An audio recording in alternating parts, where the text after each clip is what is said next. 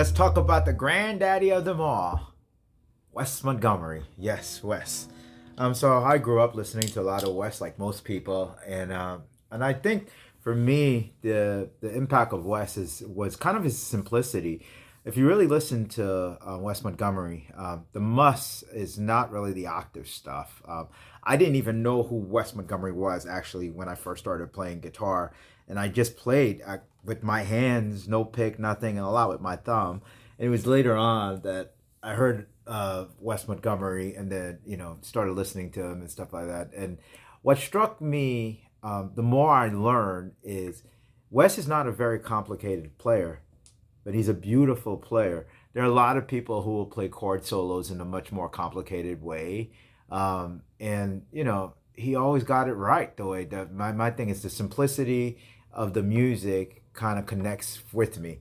It's not simple, like no disrespect to some blues players, so it's not a pentatonic scale or things like that. Your brain has to work a little bit, but if you really want to understand Wes, I say learn some of his chord melodies. They're a treasure in terms of the musical knowledge that's embedded in those. For me, my favorite song, I think everybody on this channel knows, it's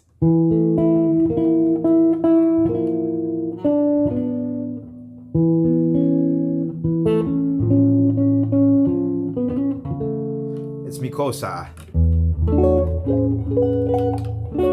So some beautiful, beautiful, beautiful chord lines. And even songs like While We're Young.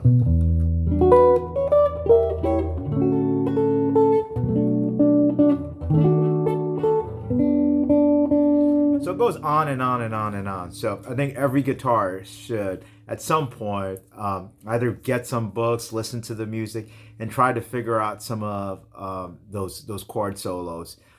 It's like getting a doctorate in how to play the guitar. But what I wanted to talk about is not his octaves. It's not about his single line soloing, which was great. I mean, I play with thumbs.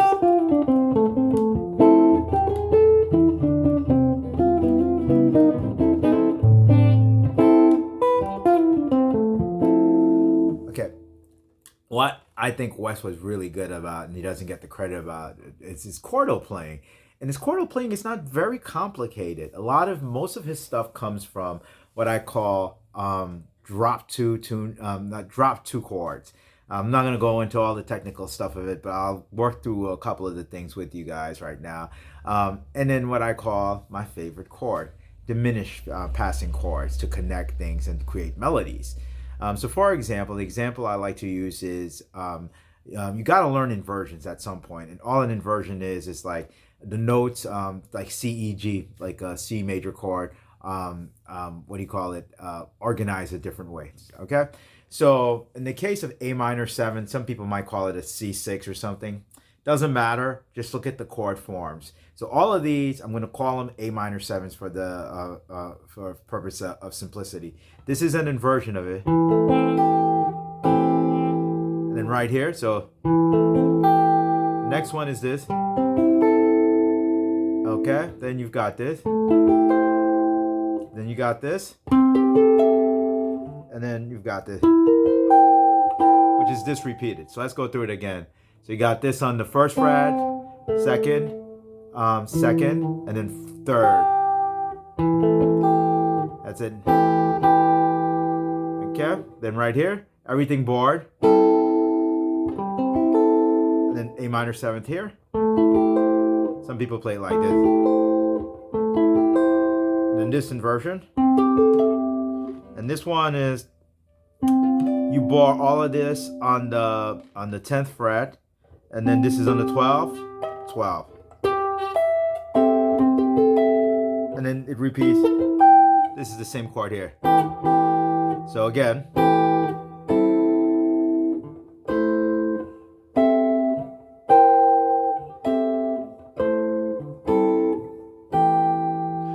So these are all inversions of A minor 7. Now what Wes did was he could connect these chords with a passing, get this, diminished, half diminished, or minor 7 flat or 5th chord. So that's, so by way of an example, I'm going to use this one right here. So you see this chord right here? This was inversion. So instead of going right here to this, you go.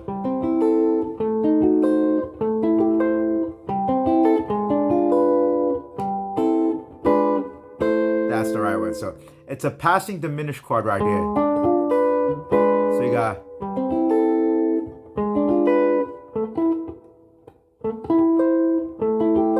So this is a diminished.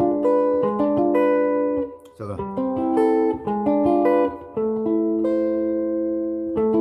then you hit another passing diminished chord. So before all we had was.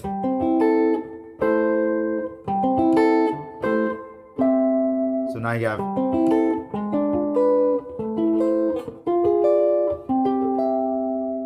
Then. Okay, that's all. A lot of what Wes is playing was passing diminished chords. Diminished chords look like this, and the shape actually looks the same way.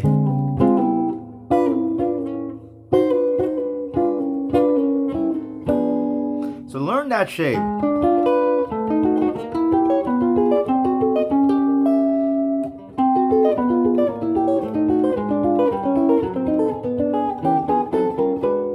And then use that.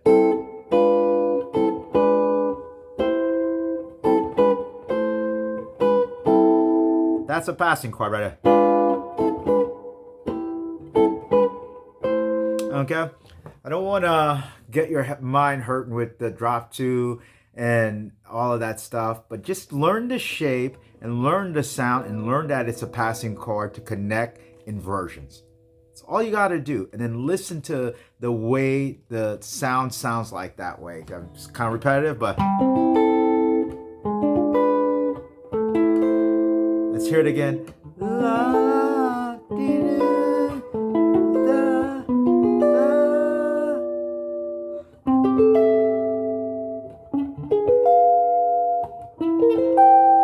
Let's do it again from there.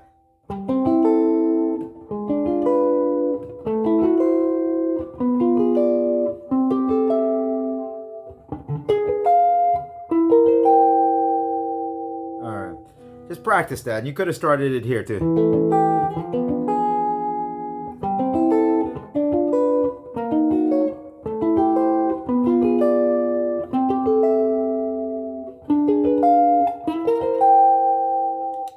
And yeah, so that's a lot of Wes's playing, is using a diminished chord as a passing chord and harmonizing the top notes. And the other thing that he did was he pretty much stayed in a lot of his chord solos. When you learn inversions, you can go crazy trying to learn all of that stuff.